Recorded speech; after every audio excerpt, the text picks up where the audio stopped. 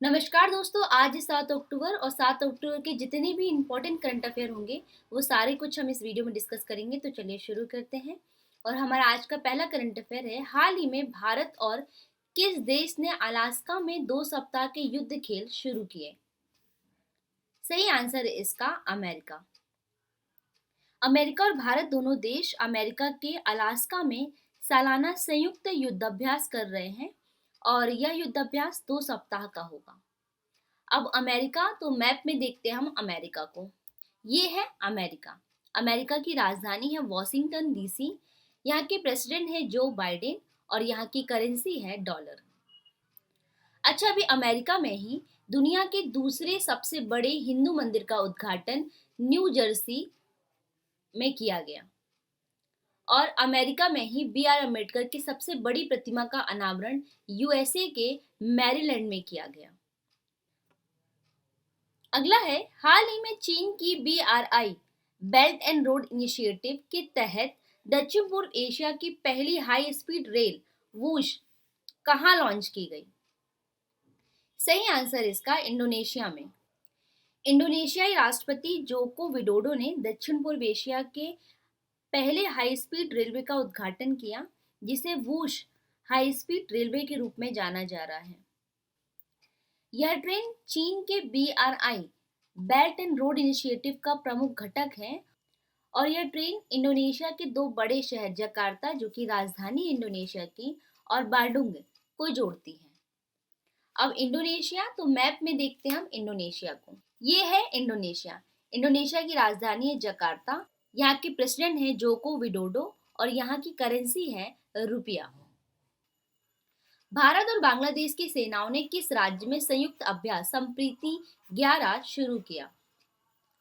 सही आंसर इसका मेघालय में। भारत और बांग्लादेश ने मेघालय के उमरोई में वार्षिक संयुक्त सैन्य अभ्यास संप्रीति का 11वां संस्करण शुरू किया। अब मेघालय, तो मैप में देख लेते हैं मेघालय को। ये है मेघालय। मेघालय की राजधानी है शिलोंग। यहाँ के मुख्यमंत्री हैं कॉनराड कोंकल सगमा और यहाँ के राज्यपाल हैं Phagu Chauhan. Next, global mobile speed ranking में भारत कौन से स्थान पर आ गया है? सही आंसर इसका 47वें स्थान पर। भारत 72 पायदान ऊपर चढ़कर 119वें स्थान से 47वें स्थान पर पहुंच गया है। ग्लोबल मोबाइल स्पीड रैंकिंग के मुताबिक भारत ने मोबाइल स्पीड के मामले में यूके और जापान जैसे विकसित देशों को पछाड़ दिया है। 5G सर्विस के लॉन्च के साथ ही भारत की इंटरनेट स्पीड 3.5 गुना बढ़ गई है। अच्छा, वर्ल्ड के टॉप कंट्री जहां सबसे तेज मोबाइल इंटरनेट स्पीड है, पहले नंबर पर है यूएई, दूसरे नंबर पर है कतर, तीसरे नंबर पर है कुवैत और चौथे नंबर पर है नॉर्वे। नेक्स्ट है, हाल ही में किस केंद्रीय मंत्रालय ने अमेजन फ्यूचर इंजीनियरिंग प्रोग्राम शुरू करने की घोषणा की? सही आंसर इसका जनजातीय कार्य मंत्रालय ने। जनजातीय कार्य मंत्रालय ने अमेजन इंडिया और लर्निंग लिंक फाउंडेशन के सहयोग से एकलव्य मॉडल रेसिडेंशियल स्कूल के लिए अमेजन फ्यूचर इंजीनियरिंग प्रोग्राम के दूसरे चरण का शुभारंभ किया और इस दूसरे चरण में स्कूल्स में एडवांस ब्लॉक प्रोग्रामिंग और आर्टिफिशियल इंटेलिजेंस का पाठ्यक्रम शामिल होगा। अगला है, भारत का पहला जल विश्वविद्यालय कहाँ खुलने जा रहा है? सही आंसर इसका बुंदेलखंड, यूपी में। सदियों से सूखे की मार झेल रहे बुंदेलखंड के हमीरपुर जिले में पहला जल विश्वविद्यालय खुलने जा रहा है। हमीरपुर जिले में 25 एकड़ जमीन में दुनिया का पहला जल विश्वविद्यालय होगा ये, और जल्द ही यहाँ देश दुनिया के लोग जल संरक्षण का पाठ पढ़ने आएंगे।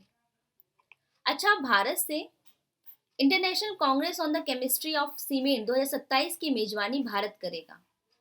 भारत की सबसे बड़ी स्मार्टफोन निर्यातक कंपनी हाल ही में एप्पल बनी। हाल ही में भारत के 75% गांव ODF प्लस घोषित किए गए। ग्लोबल इनोवेशन इंडेक्स 2023 में भारत 40वें स्थान पर है। हाल ही में जारी वर्ल्ड टैलेंट रैंकिंग रिपोर्ट 2023 में भारत 56वें स्थान पर है। एजिंग रिपोर्ट 2023 के अनुसार वर्ष 2050 तक भारत की 20% आबादी बुजुर्ग हो जाएगी। और 13वां हिंद प्रशांत सेना प्रमुखों का सम्मेलन भारत में हुआ तथा भारत की सबसे मूल्यवान कंपनी टीसीएस बनी। अगला है, मुंबई में खादी और ग्रामोद्योग द्वारा आयोजित खादी महोत्सव का उद्घाटन किसने किया? सही आंसर इसका नारायण राणे ने। महात्मा गांधी की 154वीं जयंती पर केंद्रीय सूक्ष्म लघु और मध्यम उद्यम मंत्री नारायण राणे ने मुंबई में खादी यात्रा को हरी झंडी दिखाई। यह महोत्सव वोकल फॉर लोकल पहल और पीएम नरेंद्र मोदी द्वारा सोचे गए आत्मनिर्भर भारत अभियान के तहत किया गया। ये है केंद्रीय सूक्ष्म लघु और मध्यम उद्यम मंत्री नारायण राणे। नेक्स्ट है, वनडे विश्व कप 2023 के लिए ब्रांड एम्बेसडर कौन बने? सही आंसर इसका सचिन तेंदुलकर। आईसीसी ने सचिन तेंदुलकर को वर्ल्ड कप 2023 का ब्रांड एम्बेसडर बनाया है। ये है सचिन तेंदुलकर, इन्हें तो सभी जानते हैं। अगला है, किस राज्य के प्रसिद्ध पश्मीना क्राफ्ट को जीआई टैग मिला? इसका आंसर है जम्मू कश्मीर के। जम्मू कश्मीर के सुरम्बी जिले कठुआ से निकलने वाले सदियों पुराने पारंपरिक शिल्प बशुहली पश्मीना को हाल ही में प्रतिष्ठित जीआई टैग मिला है। नेक्स्ट है, किस योजना ने 50 लाख स्ट्रीट वेंडर्स को कवर करने का लक्ष्य हासिल किया है? सही आंसर इसका पीएम स्वनिधि योजना ने। आवास एवं शहरी मामलों के मंत्रालय की पहल प्रधानमंत्री स्ट्रीट वेंडर आत्मनिर्भर निधि योजना ने देश भर में 50 लाख से अधिक रेहड़ी और पटरी वालों को ऋण मुहैया कराकर एक महत्वपूर्ण पड़ाव हासिल किया है। अगला है, हाल ही में 27वें विश्व सड़क कांग्रेस का आयोजन कहाँ हुआ? तो 27वें विश्व सड़क कांग्रेस का आयोजन प्राग में हुआ। केंद्रीय सड़क परिवहन और राजमार्ग मंत्री नितिन गडकरी ने चेक गणराज्य के प्रयाग में सड़क सुरक्षा पर केंद्रित 27वें विश्व सड़क कांग्रेस में मंत्री स्तरीय सत्र को संबोधित किया। नेक्स्ट है, हाल ही में किस देश ने सैफ पुरुष अंडर 19 चैंपियनशिप जीती? तो अभी सैफ पुरुष अंडर 19 चैंपियनशिप भारत ने जीती है।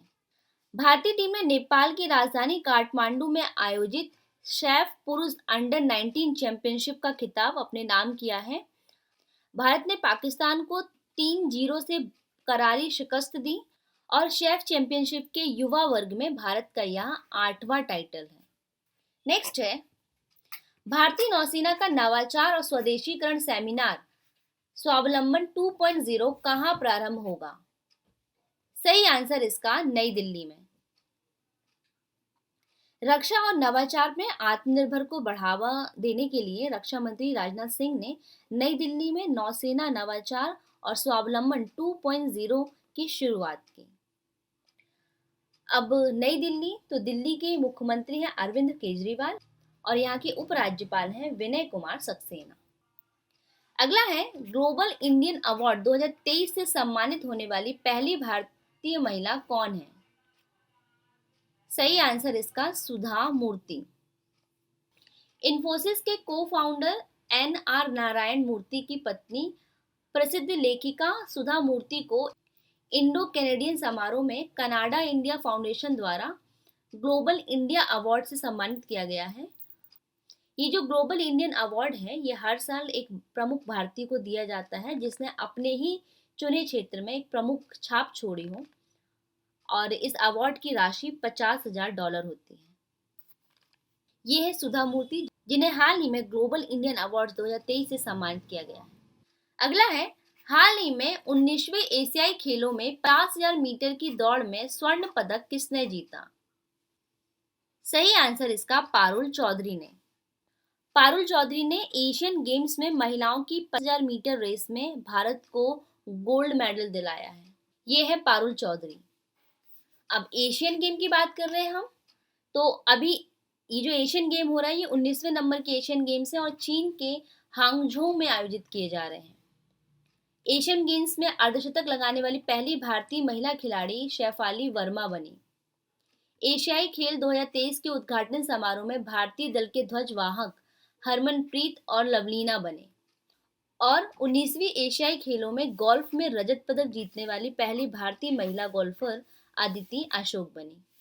तो फ्रेंड्स ये था आज का सेशन। अब कल जो मैंने आपसे सवाल पूछा था उसे देख लेते हैं। कल मैंने आपसे पूछा था हाल ही में किस कंपनी ने भारत में क्रोमबुक के निर्माण के लिए गूगल के साथ हाथ मिलाया है। सही आंसर इसका एचपी। एचपी ने भारत में क्रोमबुक के निर्माण के लिए गूगल के साथ हाथ मिलाया है। अब आज का प्रश्न, वर्ष 2023 में फिजिक्स का नोबेल पुरस्कार कितने वैज्ञानिकों को संयुक्त रूप से दिया गया है। इसके ऑप्शन है 3 को, 5 को, 8 को या इनमें से कोई नहीं। इस सवाल का जवाब आप मुझे कमेंट सेक्शन में कमेंट करके बताएंगे। Thank you for watching, bye bye.